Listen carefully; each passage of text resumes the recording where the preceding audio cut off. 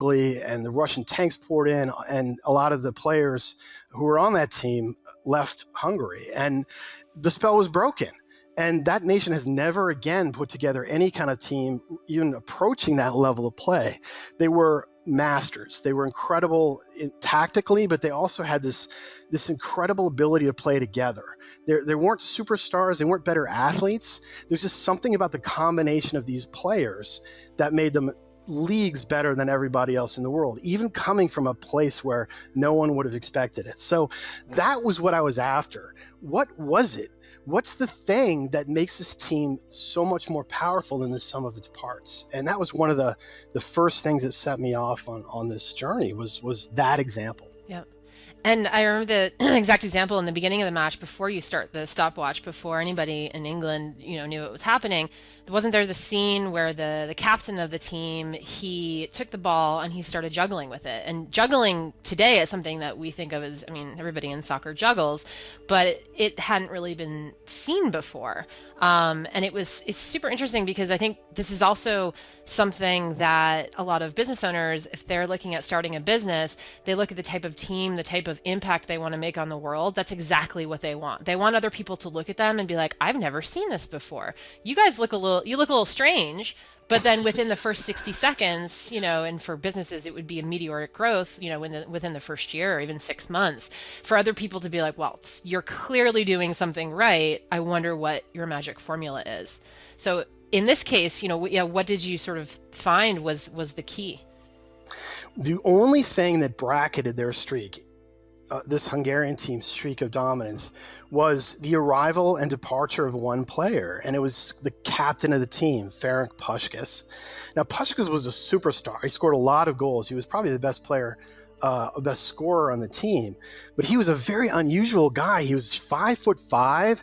He was overweight at times, as much as 40 pounds overweight during his playing career, and he couldn't dribble with his right foot, only his left, and he didn't head the ball. He was a very strange, self-taught player. Yeah. But he was also, there was something about the way he led that team. He was a coach on the field. He was absolutely relentless. He was very communicative with his players, but not so much with the press or the media. He was very prickly. Even in this communist country where his coach was a member of the Communist Party, he pushed back on everything. Anything he thought was getting in the way of the team winning, he pushed back. And that juggling episode taught me something that I didn't really understand about leadership. It was this kind of nonverbal cue to his teammates.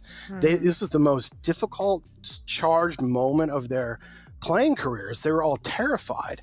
And his little act of juggling kind of casually before the kickoff was both a sign that he wasn't intimidated, but it was also a way to show the opponents that there was something different about them, to sort of prepare them psychologically for what was about to happen. So everything the Hungarians did and everything about their appearance was almost this kind of advanced strategic ops. They were playing this sort of psychological game, and they loved being underestimated. I think there are a lot of lessons there. I think the lesson that I learned was that the importance of internal leadership inside a group and what that leader does and how that leader actually behaves is really crucial, not only to making a team achieve something great, but also keeping it there and allowing it to sustain that greatness through difficult times. Ferenc Puskás, this is a name that I'm sure nobody has ever heard of. When they think of international football, they think of, Messi. They think, going back, they think of Pele, or even more, celebrity David Beckham. So what are some of the misperceptions that people have about who leaders are? Because, if you asked somebody who are some of the leaders in international football, they would probably tell you, okay, it's these people who have extreme talent, probably people that are in the public eye, right? These almost celebrity Hollywood-like figures. So, it sounds like you've found it to be almost the opposite of that. If you had asked me before I started this project to pick the ideal team captain, and you gave me the keys to Frankenstein's laboratory and said, build one yourself, I would have picked exactly that. I would have found a superstar, someone who has surpassing talent, the kind of person who takes the big shot with the game on the line, a Messi, a Pele, a Michael Jordan. I would have wanted someone with charisma, someone who was a great speaker, someone who was able to command attention with their presence. And I would have also wanted someone who was very comfortable and loyal to the team, and who would always try to be a diplomat and bring the team together, whenever they could, and try to diffuse conflicts. And I would have, I would have also taken someone who was comfortable being a celebrity, someone who was happy to have attention focused on them. So all of those things are what I think we all expect when we think about leadership. But what I found and what shocked me was not only that the captains were the keys to these teams and the ones who held them together, but they were nothing like what I expected. Nothing. I mean, they weren't Messi. It wasn't Messi on Barcelona. It was this guy, Carlos Puyol, who was probably the worst athlete on the team. He was a central defender, but he fit these criteria. He wasn't one of these superstar people. He was a different kind of character. And the same thing happened over and over again. Pelé, you mentioned. So that Brazilian team was on my list of the greatest teams of all time. But he was never the captain. And I was mystified by this. I asked Pelé why he was never the captain. He said it was never even an issue. I didn't want to be. It made no sense. The captain of the team needed to be someone who spent all of their time focused on, in every moment, 24/7, focused on whatever the team needed at that moment. And when you're a superstar, you really need to be left alone to focus on your game and to deal with the pressures of stardom. Everyone in Brazil understood this. And during their greatest run, the captain of the team was always someone you've never heard of.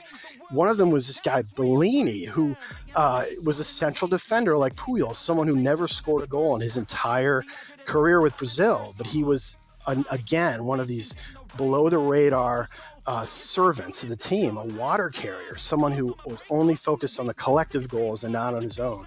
So you see this over and over again. And what I realized was that we have no idea what great leaders really do. And we've seen pieces of it. We talk about emotional intelligence. We talk about servant leadership. We talk about red teaming, nonverbal communication. There are pieces of it out there. But what we don't realize is that when it comes time to pick a leader, most of us fall back on this notion we have. I don't know if it comes from Hollywood or what, but we think that a great leader has to be obvious. We think that a great leader has to have skills, talents, abilities, charisma, something that marks him as different from everybody else. We kind of expect it to be an easy person to find, an easy decision to make. The truth is, great leaders are none of those things. In fact, they're better off if they're not superstars. They're better off in the shadows if they take no individual attention, and they are relentless. They play relentlessly. They communicate constantly. They have incredible emotional control and very good nonverbal communication skills as well. There are these people that you never notice.